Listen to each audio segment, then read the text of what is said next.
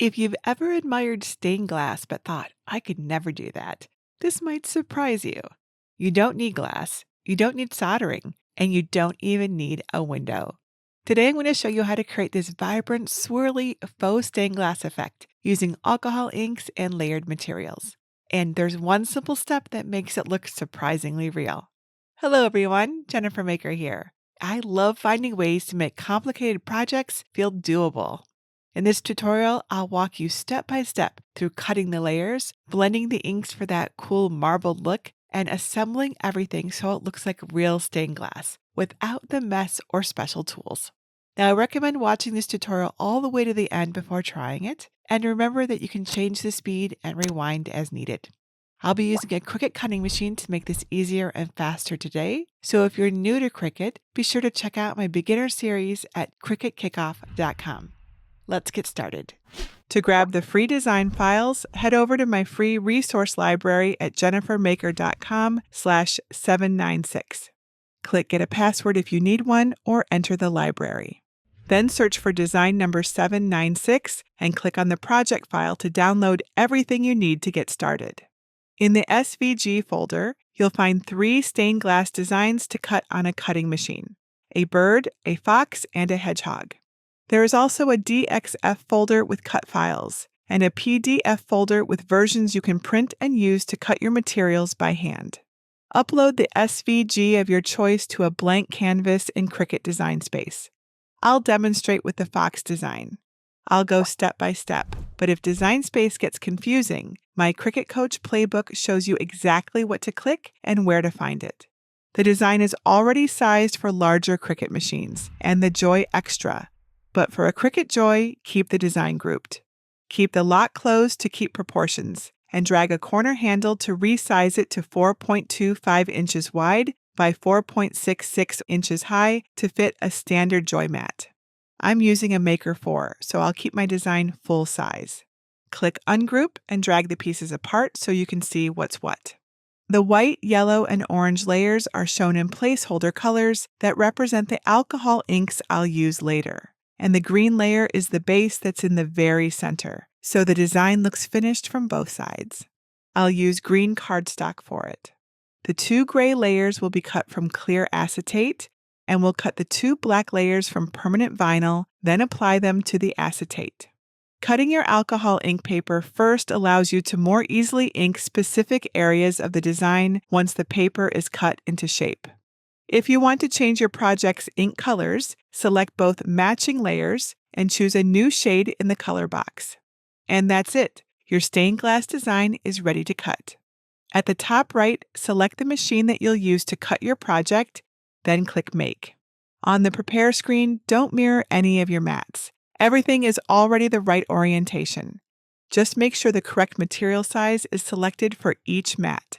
I used 8.3 by 11.7 inch A4 sized alcohol ink paper for the white, orange, and yellow mats, 12 by 12 inch acetate for the gray mats, 12 by 12 inch cardstock for the green cardstock base mat, and 12 by 12 inch vinyl on the black mats.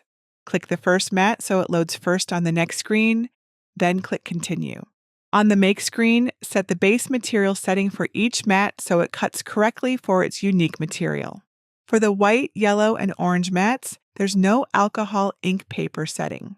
So click Browse All Materials and search for photo paper. I had good results with this setting, so select it and click Done. I'll set all of my mats to more pressure for the cleanest cuts. Set acetate mats to the acetate setting, and I chose the Value vinyl setting for my black permanent adhesive Cricut Value vinyl mats. For my green cardstock layer, I use the medium cardstock setting. My first mat is one of my 2 alcohol ink paper layers. Place the alcohol ink paper on a green standard grip machine mat in the orientation shown on your screen. The paper has no front or back, so either side is fine. Use a brayer to make sure it's well adhered. Check that your premium fine point blade is clean and in the clamp, then load the mat into your Cricut and press the flashing middle button to cut.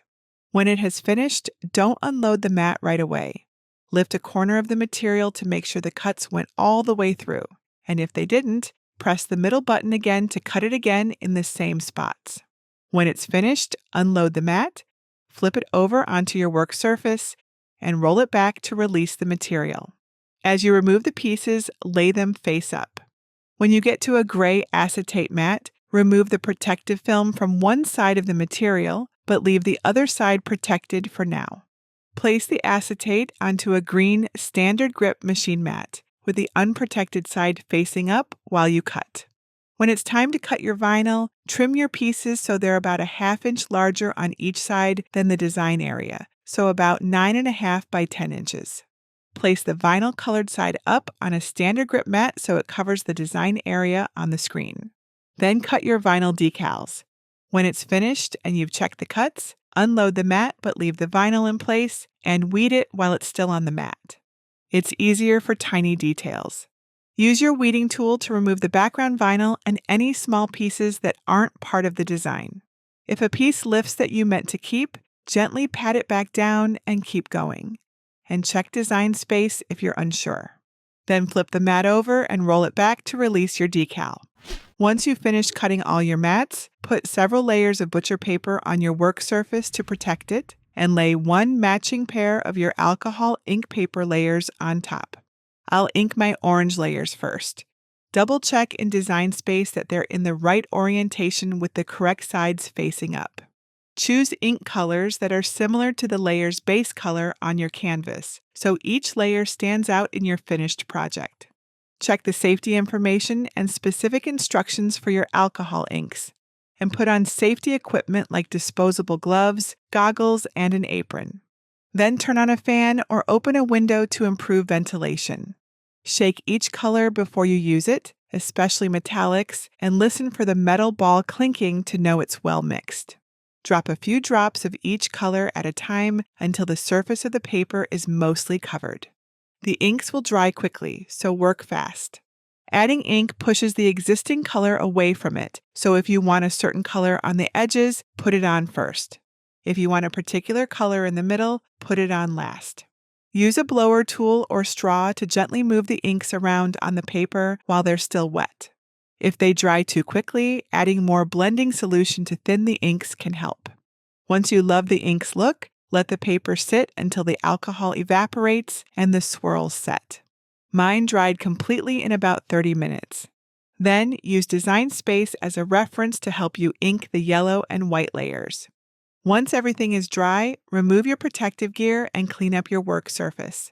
Grab one of your weeded vinyl decals and cut a piece of standard grip transfer tape about an inch larger than it on all sides. Remove the backing, hold it in a taco or U shape, and place it onto the middle of the vinyl. Smooth the transfer tape down from the center outward to avoid bubbles. Then burnish with your scraper on both sides.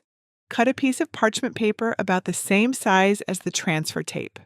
Remove the vinyl's backing and smooth the parchment paper onto the transfer tape. Fold the parchment down at the top to expose the hanger and the design's top curved edge. Use the hanger and top edge to align the acetate's unprotected side to the decal, matching the curves all the way around so it lines up. Carefully flip the stacked layers over so the acetate is against your work surface. Press the exposed transfer tape onto your work surface to hold the alignment, then flip the vinyl and tape over the hanger like you're opening a book. Carefully peel off the parchment paper from the rest of the decal and set it aside for now. Starting at the hanger, use a large scraper to burnish the vinyl and transfer tape onto the acetate, keeping the edges aligned. Burnish the vinyl up and down toward the edges as you move across to avoid bubbles.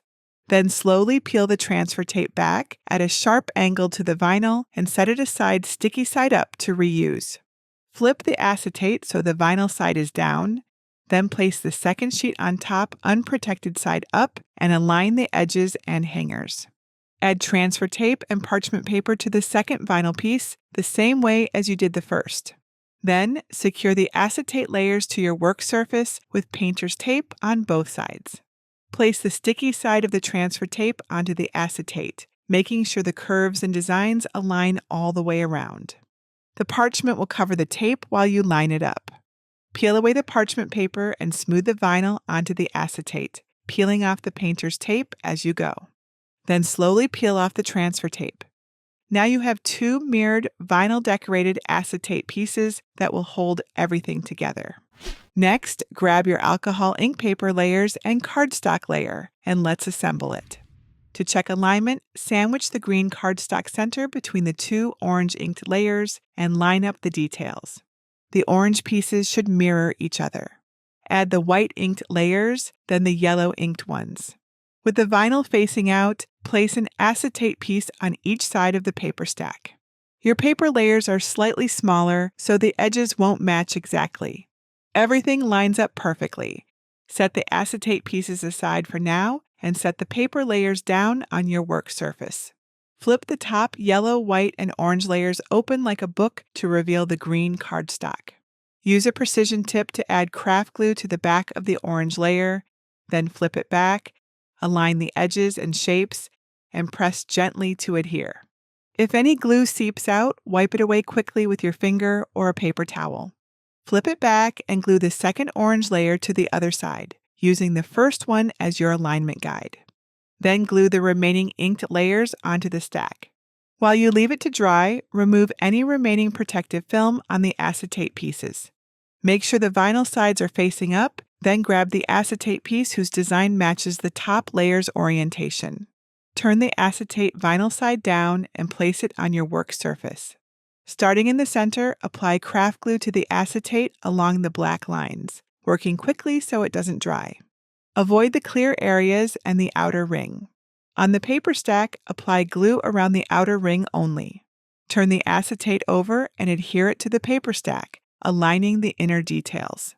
Once it's dried, turn the stack over and grab the other acetate piece. Add glue to its back and the outer ring of the paper, then align the details and press to adhere. Apply a little glue between the hanging loops, then gently press them together. Once everything is dry, cut an 8-inch piece of yarn, thread it through the hanger holes, tie the ends, and trim the excess. And that's it, your very own one-of-a-kind faux stained glass window. Hang it wherever you wish to admire those swirling colors, day or night. And if you're ready to go even further, come join me in my advanced program to learn how to make a stained glass project with a custom word or name. You can learn more at jennifermaker.com/advance. And if you need a Cricut cutting machine to help you make all those precise cuts, I do a free giveaway every month. Head on over to jennifermaker.com/Cricut giveaway for your chance to win. And I would love to see your finished projects. So come on over to jennifermaker.com/Cricut crafters to share a photo in our group. And that's it for today. Until next time, this is Jennifer Maker reminding you to craft a life you love.